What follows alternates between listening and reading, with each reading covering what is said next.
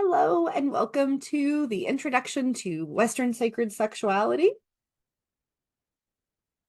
lecture. The description that was on the website for this says, sex is a sacrament. It is a divine gift, one that allows us to manifest fertility, symbolize the complete unity of binary forces, and express feelings of love and joy.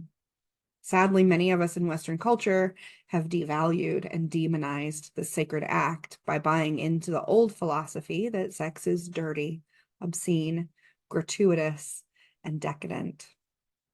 Posh. In this candid and open discussion on the origins, practice, and necessity of sacred sexual practices, Lorelei will lead participants in an exploration of ideas surrounding the sometimes taboo, but always titillating subjects of sex and spirituality. We're going to start by asking the question, what is sacred sexuality? And my answer is that it is any sex act or contact, sexual contact, between enthusiastically consenting adults that is approached with mindfulness and reverence, in which spirituality is being brought to the act or the contact. It can be solo, it can be partnered, it can happen in a group, it can be playful, or it can be more somber. Somber is probably not the right word, but it can be more sort of reverent in ways that we typically associate with spirituality. It can be ritualistic or ceremonial. It doesn't have to be, but it can be. It can be planned in advance, or it can be a spontaneous act. Sacred sexuality can be very healing, but it's not required to be. And it can also be very enlightening or have a Gnostic component to it in which gnosis is achieved. So there's a lot of potential for what can be sacred sexuality. And a lot of it really comes down to the intention that you're bringing to the sex act with your enthusiastically consenting partner or partners. So this workshop is titled Introduction to Western Sacred Sexuality. So let's talk a little bit about what I mean by Western versus Eastern sacred sexuality. I am not at all trained in Eastern sacred sexuality, so my knowledge there is limited. But I pretty much see that as the Tantra traditions, the Neo-Tantra traditions. We see a lot of work stemming from the writings of Osho on this topic. And Tantra and Neo-Tantra, like I know enough to know that Tantra and Neo-Tantra are not the same thing. And that a lot of what we see in contemporary society, contemporary sacred sexuality, is Neo-Tantra. And I'm not saying that in a way to diminish it at all, just that I think that it's important that people understand that when they're talking about Tantra, it's usually this newer idea of what Tantra is and not something that's really more deeply embedded in the culture. In Western sacred sexuality, what I'm talking about, where I see that coming from, are things like the Kadishtu traditions, which are rooted in like ancient Babylonian, ancient Sumerian, Akkadian sexual mysticism. We see Kabbalistic practices that are related to sacred sexuality. We see some Christian Gnosticism and the Magdalene traditions around sacred sexuality. So there is a place for sacred sexuality within Christianity as well. It's not widely explored, but it is getting a little bit more exploration these days. We also have a lot of hermetic and ceremonial magical orders that incorporate sacred sexuality into their mysteries or into their initiation processes. There is a form of sacred sexuality in Western culture that is called carezza. It was developed by Americans, actually, but it's using an Italian word that means caress or to hold. And then there's actually a decent amount of sacred sexual practice overlap with the polyamory and BDSM communities, or the bondage, domination, and sadomasochism. Sort of all of that kink lifestyle. Not everybody who practices polyamory or BDSM is engaging in sacred sexuality, but there is actually a really hearty overlap within modern expressions of sacred sexuality and those polyamorous and kink communities.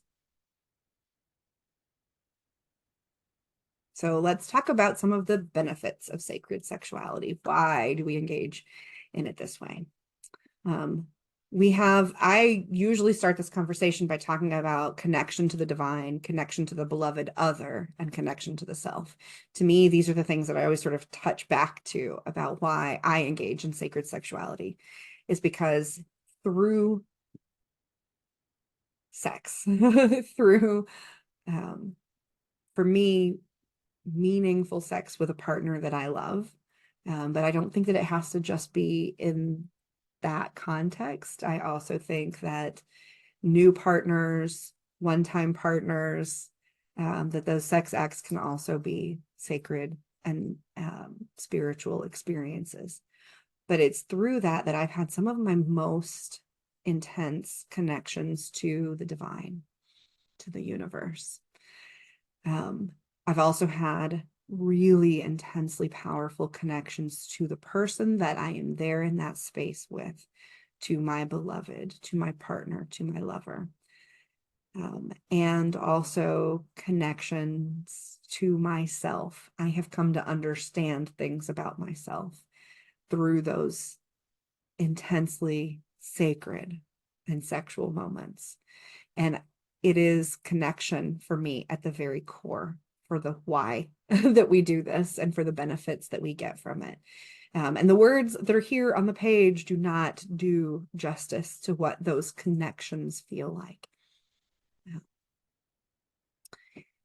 We might also talk about the benefits of sacred sexuality as things like healing from physical, emotional, and even sexual wounds from traumas that we've experienced. Sacred sex can do that. It can have that effect. It produces altered states of consciousness. And these all kind of like tie back into those connections that I mentioned already, the connection to divine, connection to the other, and connection to the self. Through those altered states of consciousness, we might experience gnosis or enlightenment, in which we understand the mysteries and approach the mysteries in ways that it's difficult to do otherwise. We also experience improved physical and mental health through, good, healthy sex. Sacred sex is good, healthy sex. And there is a powerful manifestation potential. So for those that are interested in more sex magic kind of work, sacred sexuality is a powerful way to move that energy and direct it to the kinds of outcomes that you're looking to elicit in your life.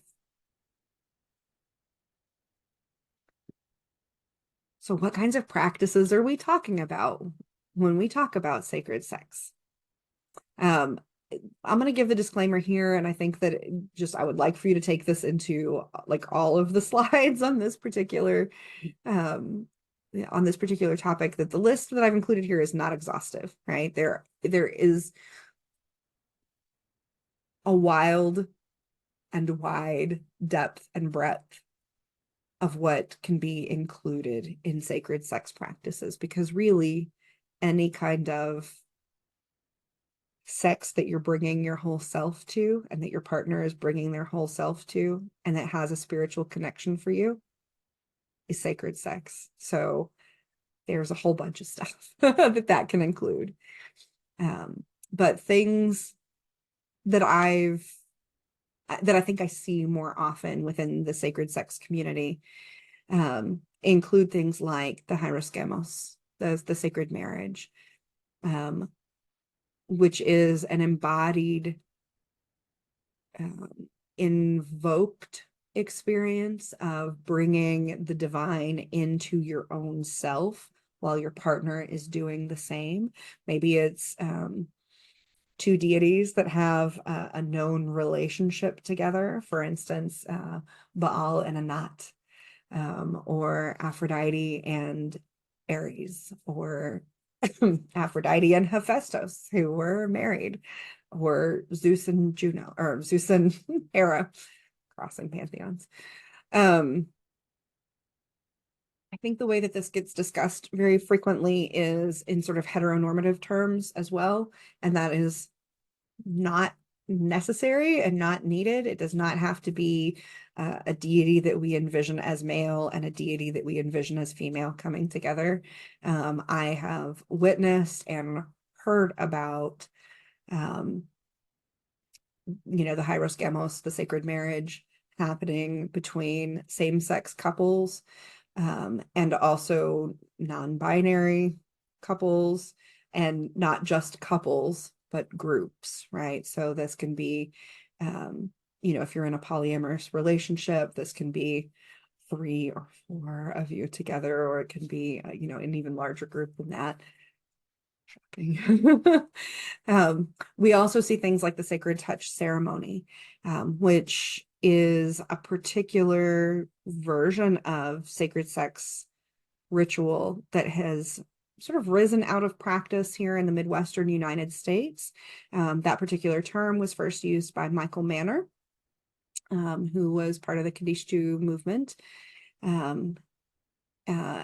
in the early 2000s, and then moving forward. And so it's been sort of disseminated into, like, there are groups in Chicago, there are groups in Cincinnati and Columbus, Ohio, Indianapolis, that are all working with the same sort of corpus of sacred touch ritual. It's difficult to put that into words. It can happen as a partnered experience. It can happen as a group experience. And whether partnered or group, it can also happen as an invoked experience. So the sacred touch ceremony, I think, deserves its own discussion to be able to break down what that looks like. This is one of those experiences of sacred sexuality that I've often led and taught in group spaces, such as at the Babylon Rising Panthelemic Festival. There's almost always a sacred touch ceremony that happens there.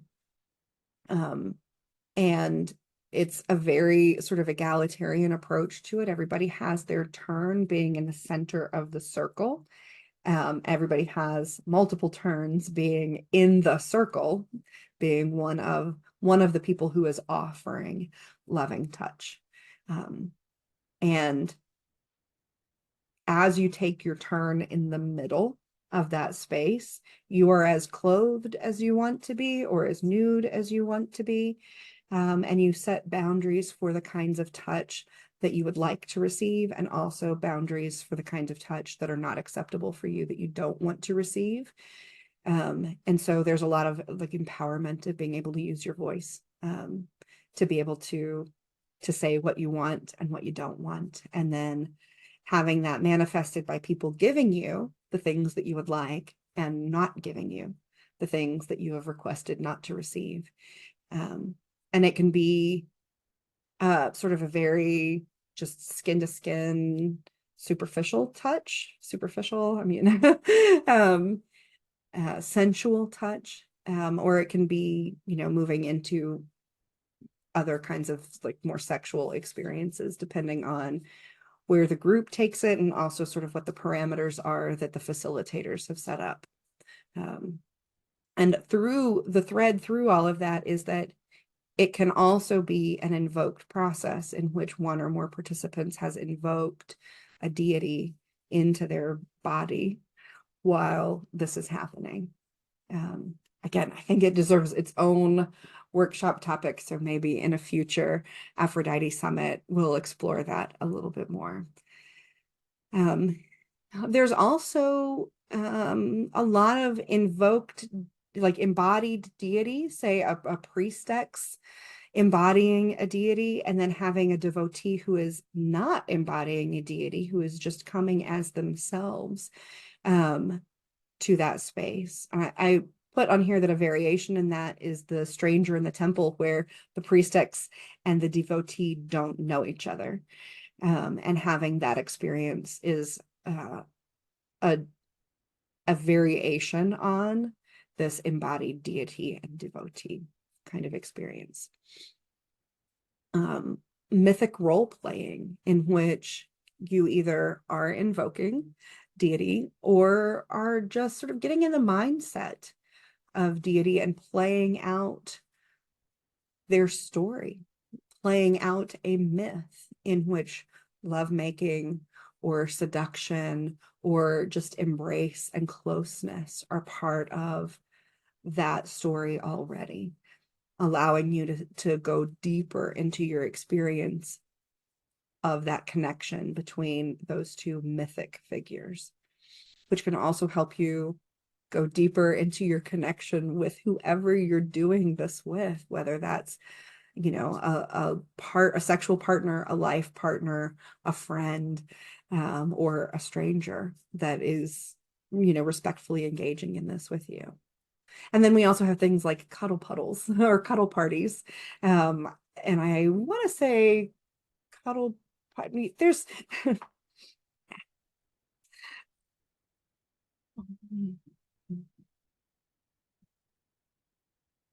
then we have things like cuddle puddles, which are often not sex focused necessarily. Certainly we know of you know, orgiastic experiences that are very focused on sex, but a lot of times the cuddle puddles are about touch and about closeness, about holding each other, lovingly touching another person, or lovingly receiving that touch without sort of the goal-oriented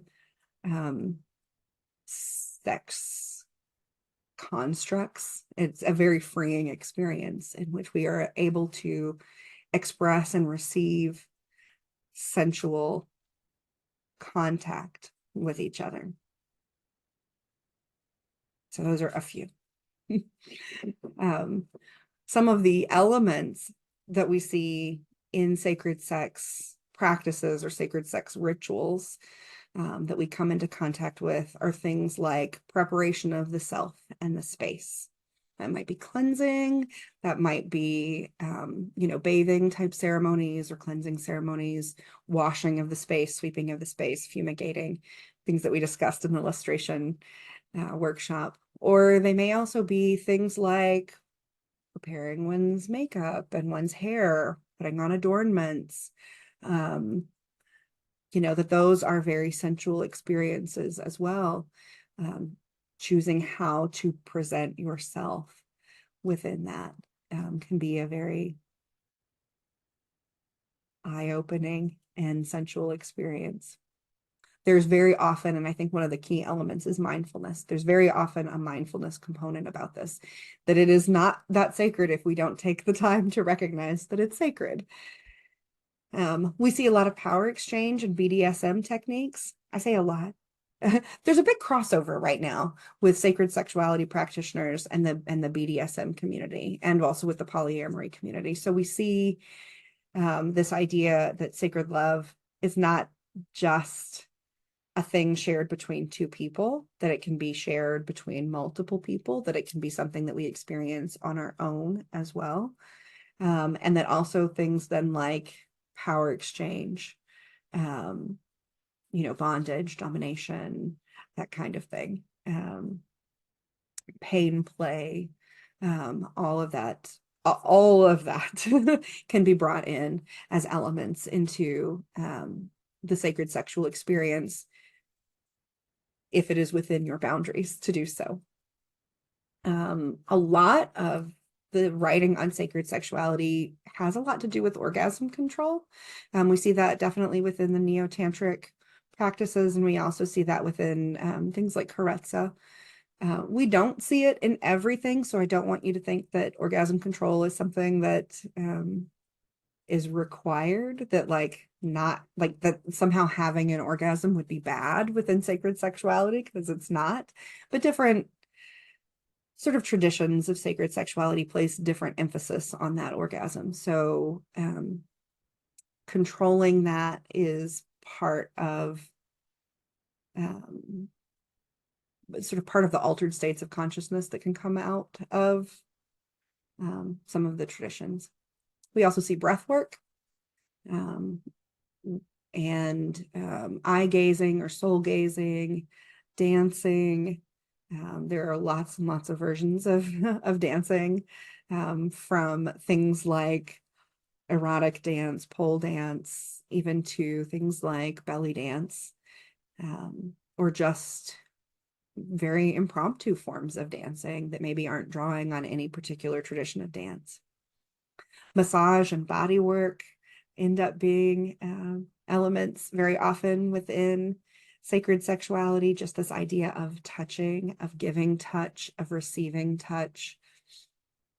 There may be ritual or ceremonial components or ritual roles, ceremonial roles that can be included. And then that is a lot of this sort of setting the stage for bringing mindfulness to these acts in order to highlight them and frame them within a spiritual or a sacred framework. Similarly, you might include prayer as part of that sacred sexual experience. These could be prayers that already exist within the world, maybe something drawn from, for instance, Psalms or the Key of Solomon. There's a lot of stuff in the Key of Solomon, or the Key of Solomon, the Song of Solomon. So that you might pull from, liturgy that already exists in those, or you may create your own prayers either extemporaneously or otherwise. Manifestation work, magical operations can be included within sacred sexuality. This sort of goes more into the sex magic, but there's a big overlap, right? If we look at the Venn diagram of sacred sex and sex magic, the vesica piscis there in the middle is quite large. There's a lot of overlap between the two. And also the giving of offerings, or the, making a sacrifice of some kind, can be part of that sacred sexual experience.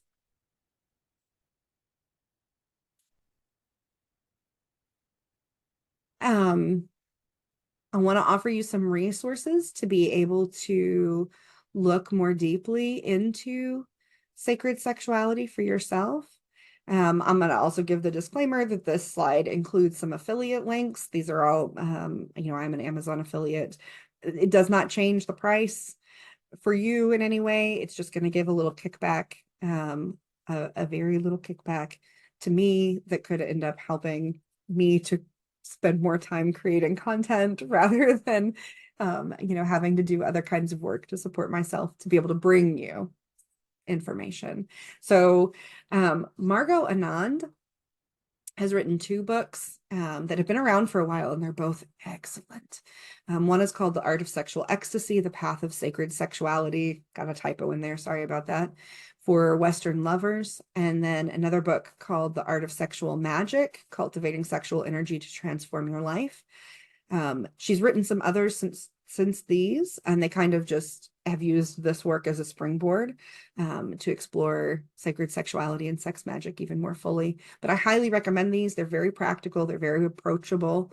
They are very partner-centered, as I recall. It's been a while since I've read them, but I remember them being very sort of partner-centered. So, but a creative mind can easily turn almost every activity into something you can do just solo if it's just you exploring these.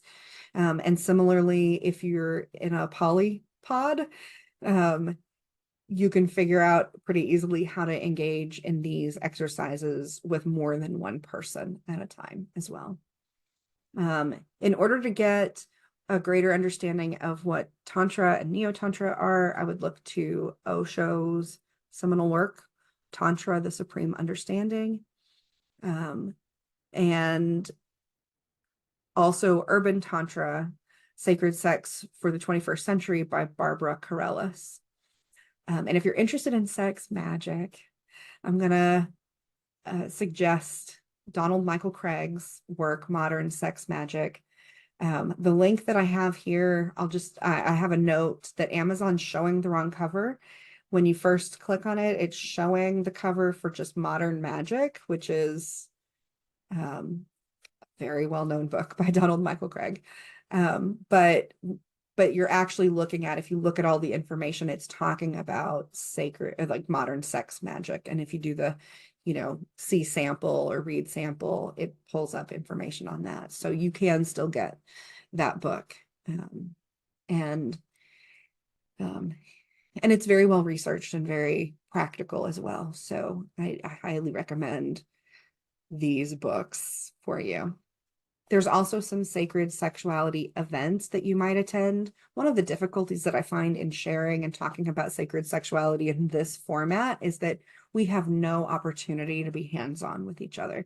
So, and to be able to really share an experience together how sacred sex isn't just about what we as Westerners very often think of sex being, which is this penetrative act. Sex is a bigger thing than that. Sex is more than, penetrative intercourse. And sexuality is much bigger even than what we think of sex being. So sexuality includes that sensuality and that connection and sort of all of these other peripheral ideas.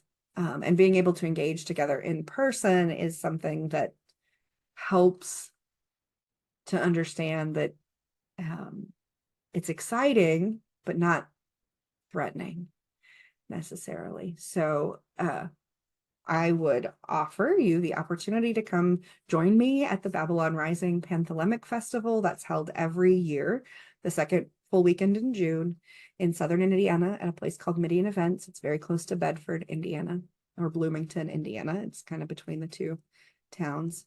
And one of the tracks there's multiple spaces where programming is happening on a theme. And one of those themed tracks is called the Scarlet Track, which focuses entirely on sacred sex and sex magic. And we've got lots of amazing presenters that bring work and play to this amazing environment that's all very much rooted in consent culture as well. So it's very safe space for doing this. Your boundaries will absolutely be honored. And other resources for sacred sex, other recommendations. Honestly, I was struggling to find the kinds of resources as I was preparing for this talk that I wanted to find. There's a lot of stuff out there.